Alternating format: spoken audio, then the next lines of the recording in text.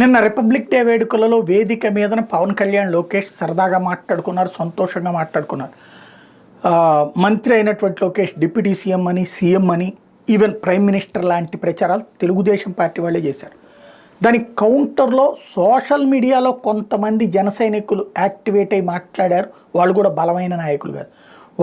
ఒక్కడు కిరణ్ రాయల్ ఒక్కడు మాత్రమే ఆ డిప్యూటీ సీఎం తీసుకుంటా అంటే మాకు సీఎం కావాలన్నటువంటి అది ఒక్కటి తప్పించి పెద్దగా జనసేన నుంచి స్పందన రాలేదు. అయినా అసలు ఈ ఏకంగా మాజీ మంత్రులు పెద్ద నాయకులే తెలుగుదేశంలో, ఒక వర్మ, సోమిరెడ్డి, శ్రీనివాసులు రెడ్డి ఇట్లాంటి వాళ్ళందరూ ఏమో ఆషామాషి వాళ్ళు కాదు కదా, వాళ్ళే మాట్లాడారు. వాళ్ళు ఒక్క ప్రెస్ నోట్ రిలీజ్ చేయాల, వాళ్ళు ఒక్క క్షమాపణ చెప్పాల, లేదా ఇది మీరందరూ కంట్రోల్లో ఉండండి అని బహిరంగ ప్రకటన ఏం చేయలేదు. తెలుగుదేశం పేరుతో, చంద్రబాబు గారి పేరుతో, లోకేష్ గారి పేరుతో. కానీ సోషల్ మీడియాలో పోస్ట్ మాత్రం పెట్టారు అంతే, ఇట్లా అన్నారంట అనేటటువంటి. బట్ పవన్ కళ్యాణ్ స్వయంగా లేఖ రాసి సంతకం పెట్టినటువంటిది రిలీజ్ చేశారు. ఇదే ఇక్కడ విశేషం.